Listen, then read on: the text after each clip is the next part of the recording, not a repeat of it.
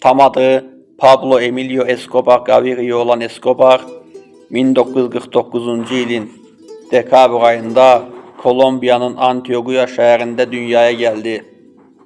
Fermer bir atanın və ibtidai sinif müəllimi olan bir ananın 7 övladından üçüncüsü idi. Hələ lise illərində qəbristanlıqlardan qədim məzar daşlarını oğurlayıb, turistlərə satmaqla cinayət karyerasına başladı.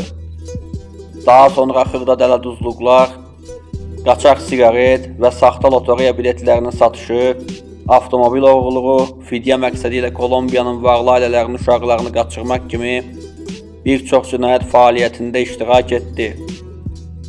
18 yaşında narkotik ticarəti ilə tanış olan Escobar, artıq polis tərəfindən axtarılan Kolombiyanın ən təhlükəli cinayətkarlarından birinə çevrilmişdi. 1970-ci ildə, yəni 21 yaşında demək olar ki, bir narkotik imperiyası qurdu. 22 yaşında narkotik ticarətindən milyonlarla dollar qazanmağa başlamışdı. Narkotik sektorunda böyümək və tək hakim olmaq istəyən Kolombiyalı mafiya lideri 1975-ci ildə Medellin bölgəsinin ən böyük narkotik baronu olan Fabio Restrepo'nu öldürərək bütün narkotik trafikini tək başına idarə etməyə başladı.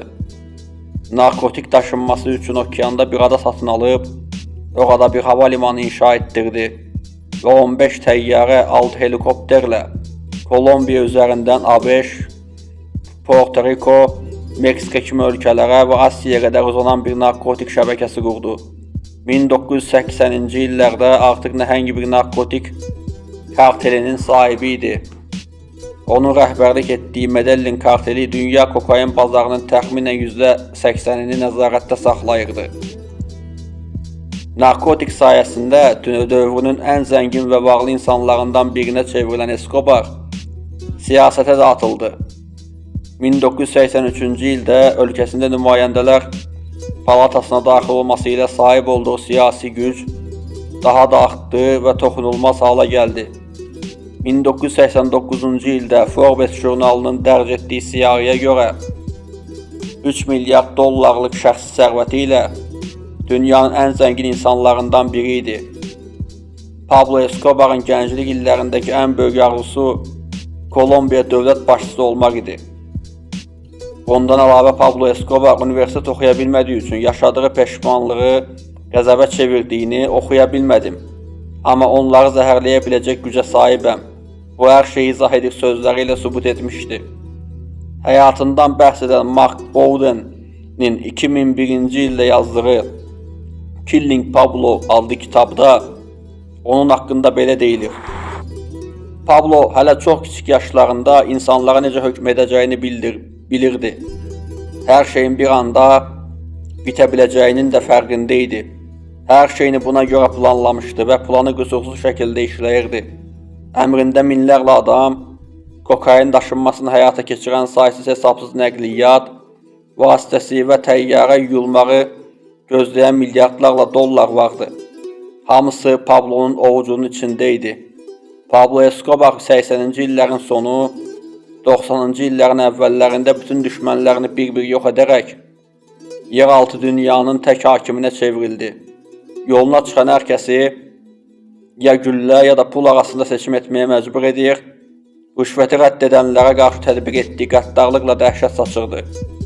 Hakimlərə və siyasətçilərə şantaj edir, istədiyini hakimiyyətə gətirmək üçün güc sahiblərinə də eyni üsulları tətbiq edirdi.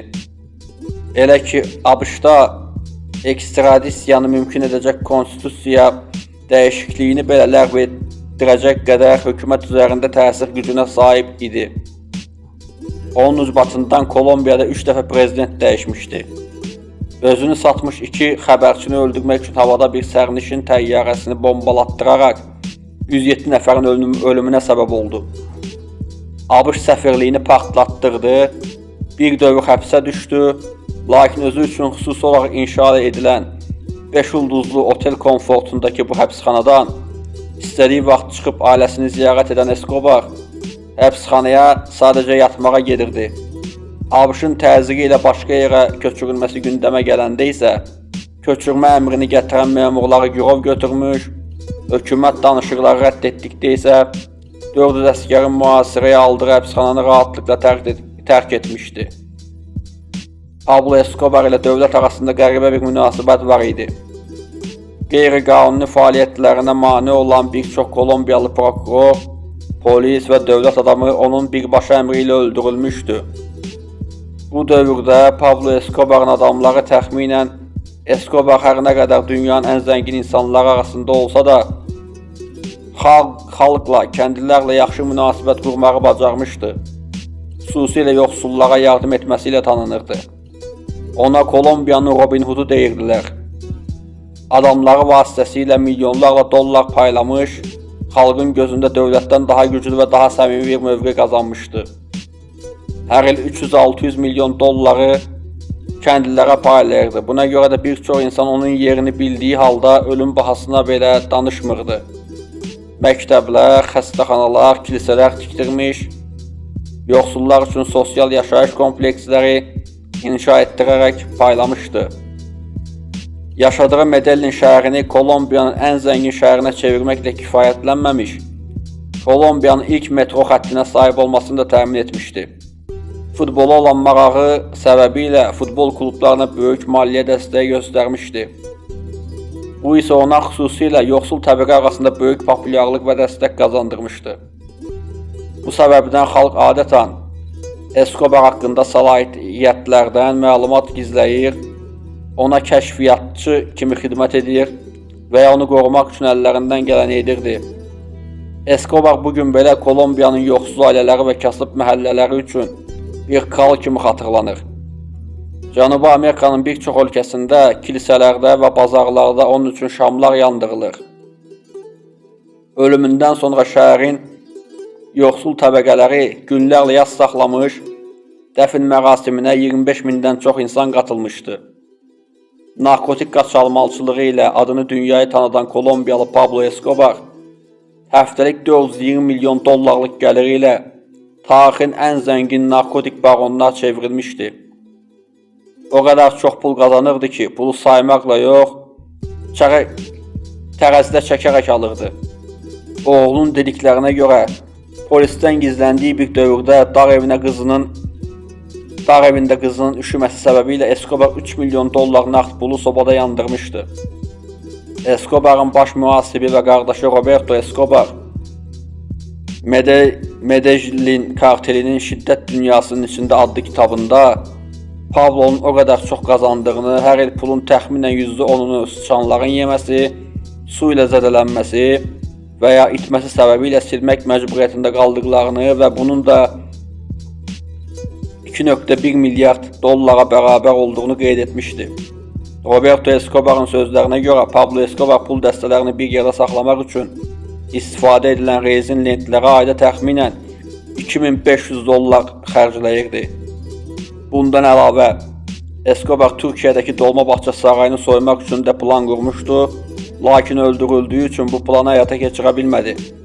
Böyük bir gücə çatması və narkotik bazarında inhisarçı hala gəlməsi ticarət ortaqları arasında narazılıq yaratmışdı. Çünki Escobar istədiyi vaxt narkotik tədarükünü dayandıra və ya qiymətlərə manipulyasiya edə biləcək qədər güclü idi. Ona qarşı cəbə alan ortaqları Kolombiya hökuməti və ABŞ tərəfindən 90-cı illərin əvvəlində başladılan beynəlxalq mübarizə çərçivəsində birlikdə hərəkət etdilər. Escobar isə arxasında olan xalq dəstəyini bildiyi üçün çəkinmədən hökumətə müharibə elan etdi.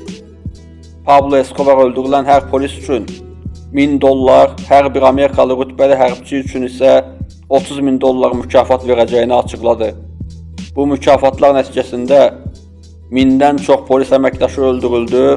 Escobar'ın adamlarına qarşı əməliyyatlar artdıqca Escobar bombalı hücumlara başladı və xüsusilə hökumət binalarına hədəf aldı.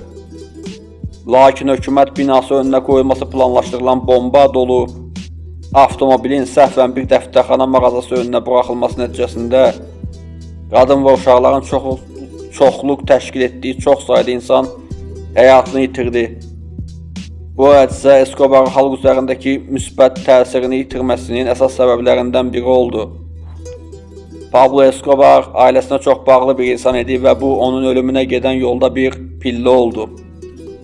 Escobar Medellinde gizləndiyi vaxt ABŞ və Kolombiya hökumətinin dəstəyi ilə hərəkət edən birliklər onun bütün yaxınlarını və ailəsini adeta ovlayırdı.